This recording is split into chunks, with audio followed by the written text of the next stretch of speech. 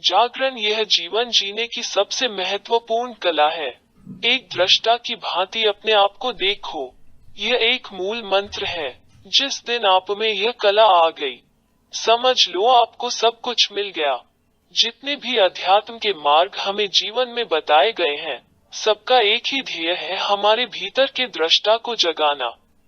रास्ता कोई भी हो, चाहे मंदिर, मस्जिद, गिरजाघर, गुरुद्वारा जाने की बात हो, चाहे ध्यान, सत्संग, कथा, कीर्तन, भजन की बात हो, चाहे योग, तप, साधना की बात हो, सबका अंतिम लक्ष्य है जागरण।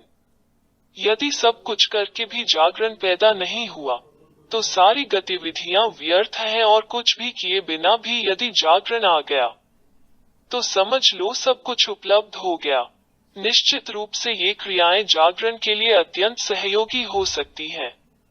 यहाँ तक भी कहा जा सकता है कि जागरण इनमें से कोई क्रिया के बिना संभव नहीं है।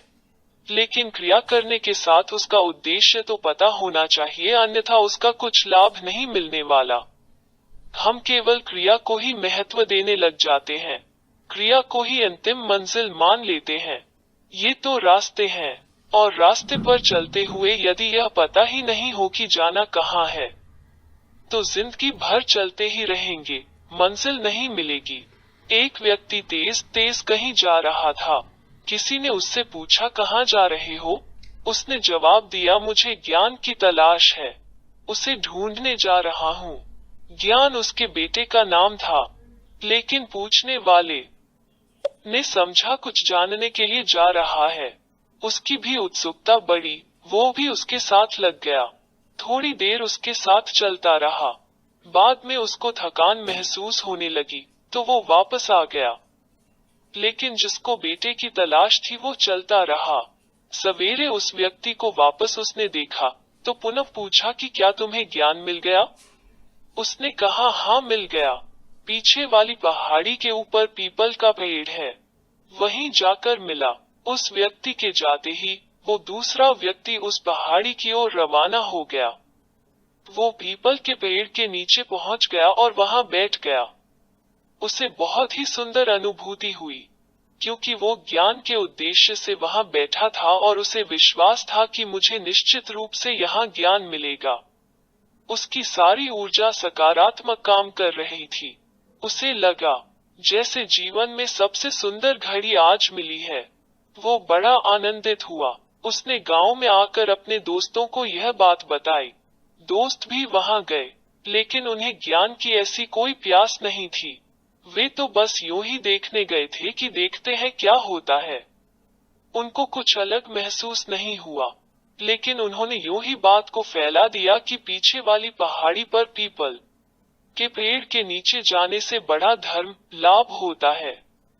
धीरे धीरे तो वहां बड़ा स्थान बन गया।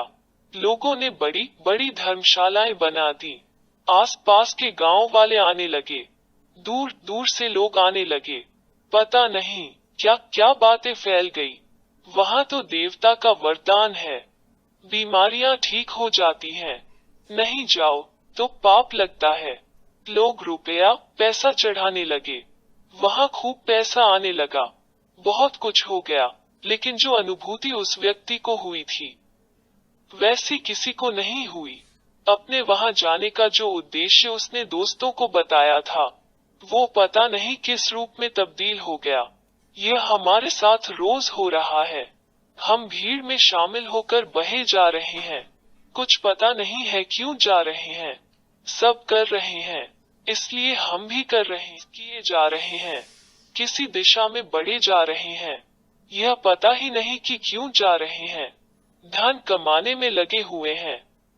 जितना कमाते हैं, उससे और अधिक कमाने की प्यास बढ़ती जाती है। कभी कभी यही पता नहीं होता कि क्यों कमा रहे हैं। यह भी पता नहीं होता कि धन आनंद के लिए कमा रहे हैं। इससे यह होता है कि धन तो मिल जाता है, पर आनंद नहीं मिल पाता। इसे जागरण नहीं कहते हैं, इसे बेहोशी कहते हैं। एक ही कृति के परिणाम अलग अलग हो सकते हैं। आप ध्यान कर रहे हैं, आपको पता है कि इसकी परिणति जागरण है, तो आपको ध्यान का लाभ मिलेगा।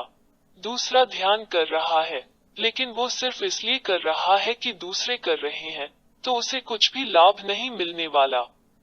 किसके लिए कौन सा रास्ता सार्थक है, यह अभी स्वयं को खोजना होगा। यह दूसरों की नकल करने का मामला नहीं है। कुछ क्रियाओं को सामाजिक मान्यता दे दी जाती है, सबको उनको करने के लिए बाध्य किया जाता है, नहीं करने वालों पर दबाव बनाया जाता है, उन्हें गलत समझा जाता है, जबकि बिना इच्छा के कोई भी क्रिया करने का कोई लाभ मिल ही नहीं सकता। किसी में प्यास जगाई जा सकती है, अपना अनुभव बताया जा सकता है, पर अनुभव थोपना कदापि उचित नहीं है। जागरण पूरा अंतर्जगत का मामला है, यह दबाव का मामला नहीं है। दबाव से आप शरीर को ले जा सकते हैं, मन को नहीं। पर यह निश्चित है कि जागरण बिना जीवन में अध्यात्म की शुरुआत नहीं हो सकती है। सिर्फ अध्यात्म ही नहीं, जागरण बिना जीवन में कुछ भी सार्थक नहीं हो सकता। आदतें जागरण की विपरीत अवस्था है। बिना होश के आदतों के फलस्वरूप मनुष्य बहुत सारी गतिविधियां करता रहता है और जीवन भर अपनी ही गतिविधियों पर पश्चाताप करता रहता है। वो बार बार निश्चय करता है कि मुझे अब क्रोध नहीं करना है, गलत शब्द नहीं बोलने हैं, लालच नहीं करना है, कोई बुरा काम नहीं करना है, आदि आदि, पर उससे होता कुछ भी नहीं है। जब वो बार बार निश्चय करके भी कुछ कर नहीं पाता है, तो धीरे धीरे उसका आत्मविश्वास कमजोर होता जाता है, वो अपने आप को हीन समझने लगता है। यही कारण है कि मनुष्य की आयु ज्यों ज्यों बढ़ती है, उसके जीवन में आनंद कम होता जाता है और वृद्धावस्था तक पहुंचते पहुंचते वह पूर्णतया आनंद विहीन हो जाता है।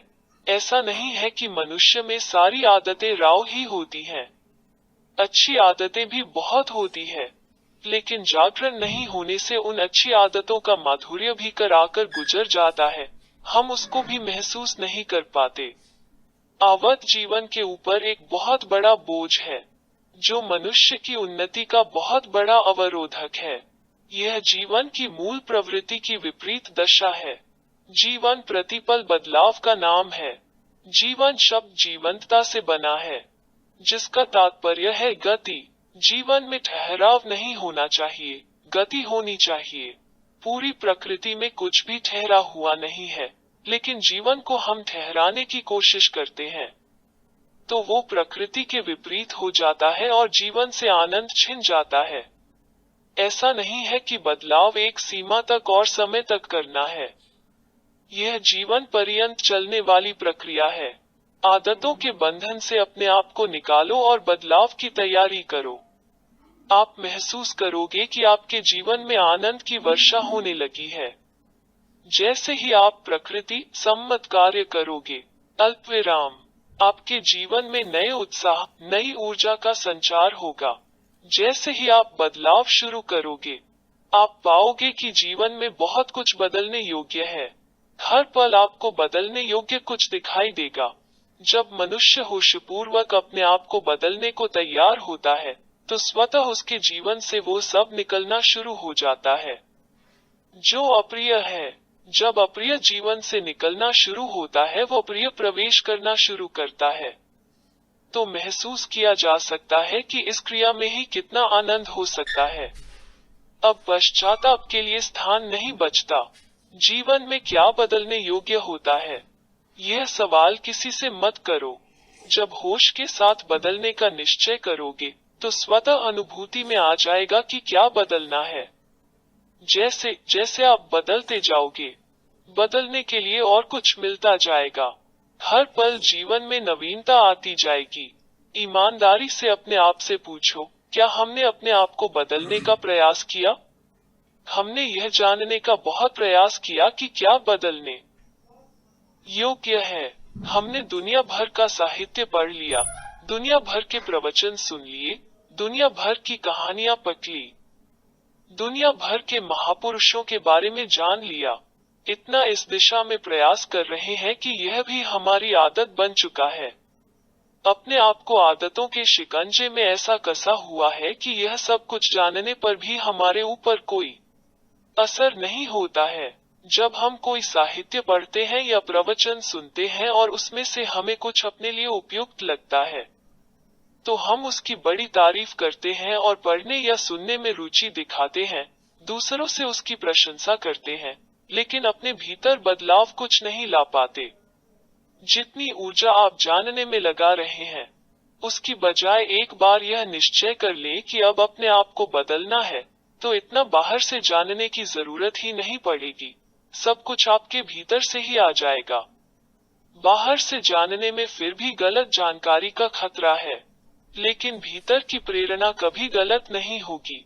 आदतों के मामले में हम दूसरों को देखकर भी संतुष्ट हो जाते हैं कि सबकी ऐसी ही कुछ आदतें होती हैं, इसलिए मेरी भी होना उचित है। हम अपनी आदतों का बखान भी बड़े गर्व से करते हैं, जैसे यह हमारी कोई बहुत बड़ी उपलब्धि हो। आदतें कायरता की निशानी है और कायरता समूह में होने से बहादुरी नहीं बन जाती। बहादुरी तो बदलने में है और आदतों का इतना ही शौक है, तो बदलाव को आदत बना लो। जागरण के बिना यह हो नहीं सकता। जागरण का अभाव जीवन का सबसे बड़ा अभाव है। कई लोग खुद स्वीकार करते हैं कि मुझ में यह गलत आदत है, पर क्या करूं, छूटती नहीं है। इससे बुरी दशा इंसान की क्या हो सकती है। खुद अपनी ओर से नर्क भोगने का कार्य कर रहा है। सोचता है गलत है, छूट जाए तो अच्छा है, पर खुद को बदलने के लिए तैयार नहीं कर पाता। दूसरों के पास जाता रहता है कि दूसरा कोई सहायता कर दे। यही सबसे बड़ी गलती करता है। दूसरों से सहायता लेने की चाहत छोड़ोगे तो कुछ कर पाओगे। दूसरों के भरोसे बैठे रहोगे तो अपने आप को कभी इस स्थिति से बाहर नहीं निकाल पाओगे। अपनी आत्मक शक्ति को जगाकर एक बार बदलने की प्रक्रिया को अपना लो तो सब कुछ ठीक हो जाएगा।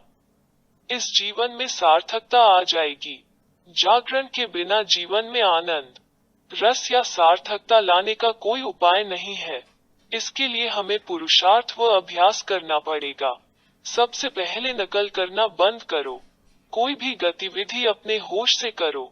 अपनी अपनी प्रकृति के अनुसार रास्ता चुनकर उसे अपनाओ, लेकिन हमेशा ध्यान रखें कि जो खुद को जगाता है, जो बंधन से मुक्त करता है, जो विचारों में हलचल पैदा करता है, जो हमारे विवेक को काम करने योग्य बनाता है और जो जीवन में से कुंठाओं को बाहर निकालता है, वही रास्ता हमारे काम का है। जो हमारे भीतर के दृष्टा भाव को खड़ा कर प्रतिपल होशपूर्वक कदम रखने में सहायक हो, वही रास्ता हमारे लिए सच्चा आध्यात्मिक मार्ग है।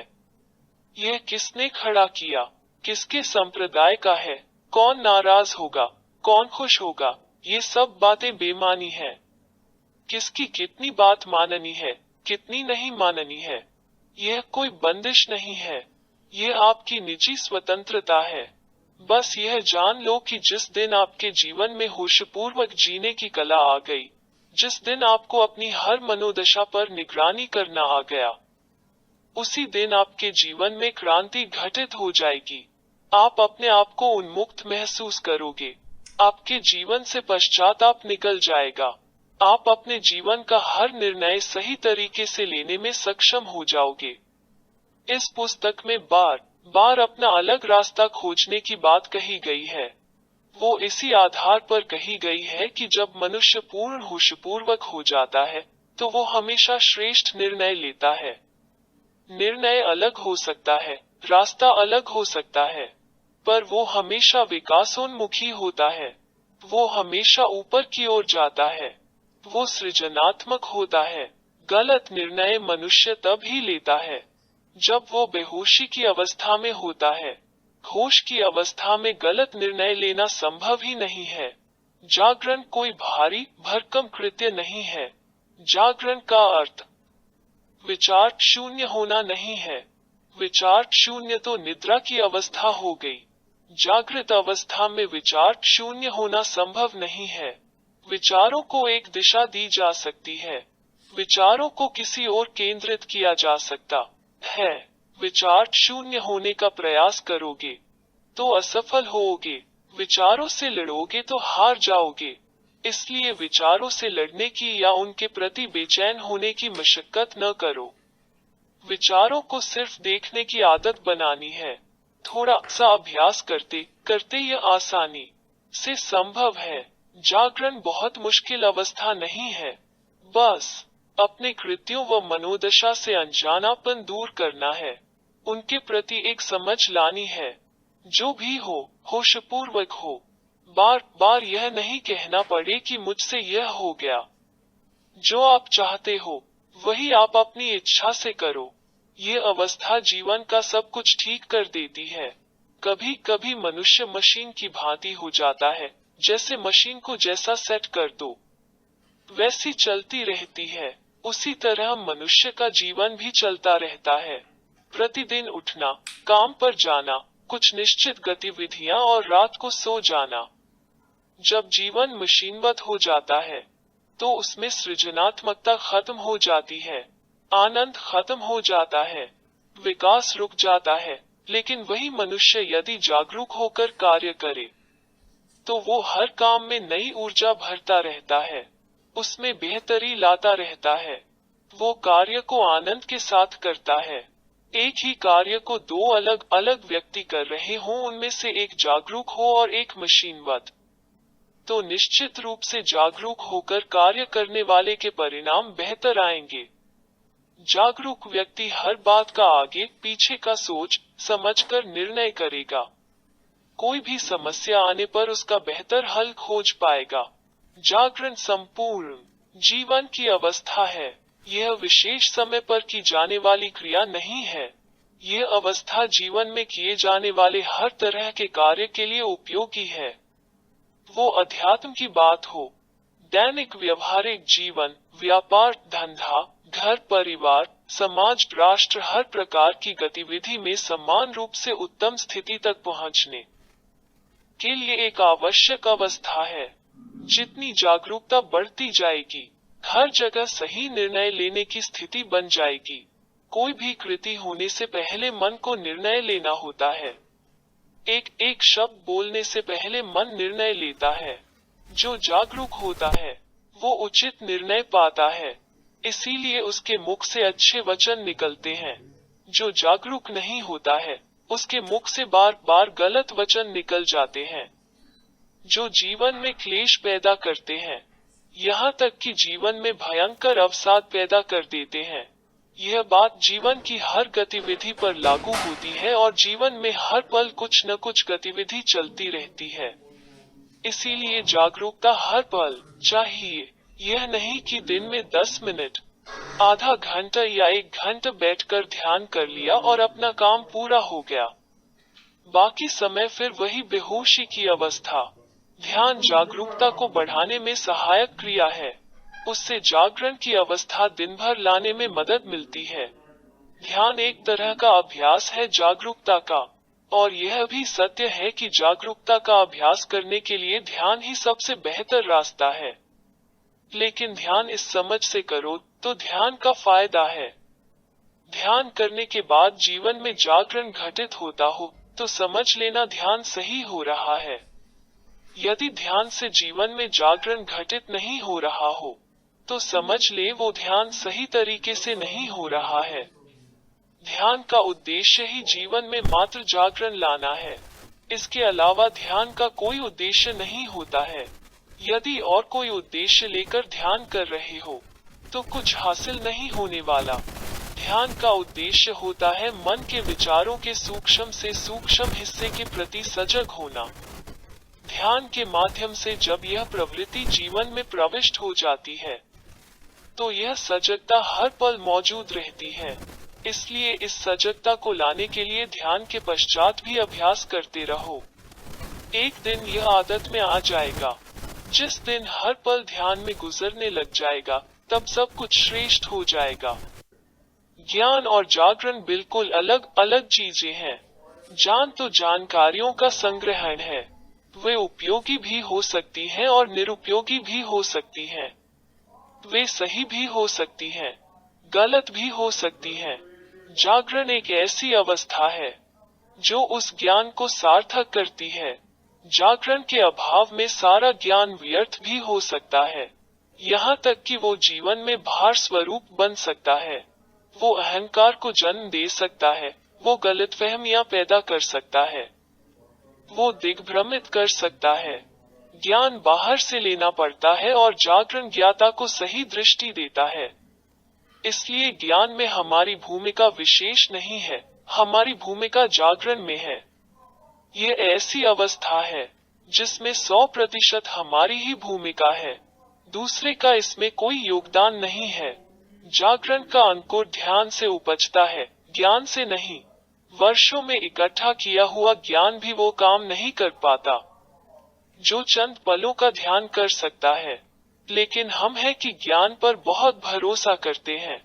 बाहर से ज्ञान लेने में अपना जीवन बिता दिया, पर कभी यह सोचा ही नहीं कि कुछ हुआ क्यों नहीं। इतना ज्ञान एकत्रित करने के पश्चात भी आनंद क्यों नहीं मिला। जरा खुद पर भी तो भरोसा किया होता। दूसरों पर इतने निर्भर हो गए कि खुद की हस्ती को ही भूल गए। इस दुनिया में ज्ञान साहित्य का इतना भंडार हो गया है कि उसको पूरा पढ़ने के लिए एक जिंदगी बहुत छोटी लगती है। हम हैं कि जब कुछ सुनते हैं या पढ़ते हैं और कुछ हासिल नहीं कर पाते हैं, तो हमें लगता है कि ज्ञान अधूरा है। हम और कुछ पढ़ना, सुनना चालू रखते हैं। वही की वही बातें, शब्द, रचना अलग अलग, थोड़ी बहुत कहानियां अलग अलग, पर बातें वही।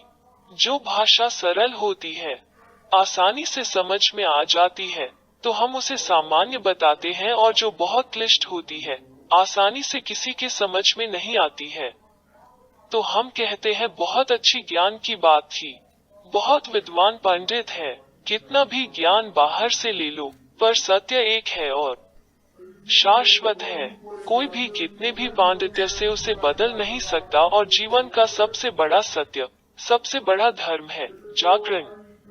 इतना समय ज्ञान इकट्ठा करने में लगा रहे हो, उसके बजाय घोड़ा समय ध्यान में लगा लो, जिससे जीवन में जागरण पैदा हो सके, तो जीवन में क्रांति घटित हो जाएगी। ध्यान के बारे में भ्रांतियां हैं। ध्यान मात्र होशपूर्वक रहने का अभ्यास है, कुछ समय के लिए इस उद्देश्य हेतु अलग से बैठकर प्रयास सिर्फ इसी के लिए अभ्यास किया जाता है, ताकि वो अभ्यास जीवन के हर पल में उतर सके। जब ज्ञान या जीवन में पैदा हो चुकी गांठें बाधक बनती हैं, तो उनसे मुक्त होने के लिए कुछ क्रियाएं करवाई जाती हैं, उनसे हटाने का प्रयास किया जाता है, ताकि आप सामान्य अवस्था में आकर अपनी गतिविधियों को देखना सीख सको। ध्यान किसी भी विधि से करो, ध्यान का उद्देश्य यही होता है। इसलिए ध्यान से रहने की आदत जीवन में न आए, तो ध्यान का कोई फायदा नहीं है। ध्यान में आनंद मिलता है, यह बात अधूरी है। ध्यान की वजह से जीवन में आनंद आए, तो बात पूरी होती है।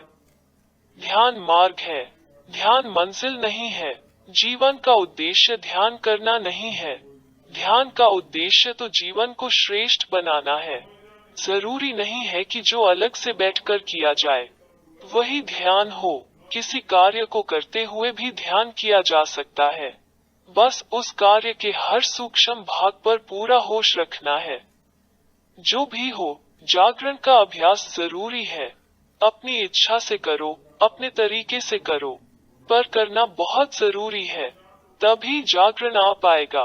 केवल यह जान लेने से ही कि जागरण जीवन की सबसे बड़ी उपलब्धि है, जागरण आ जाएगा, यह असंभव है। यह जानने के पश्चात उसे पाने का अभ्यास करने से ही आएगा। अगला विषय है कर्मफल।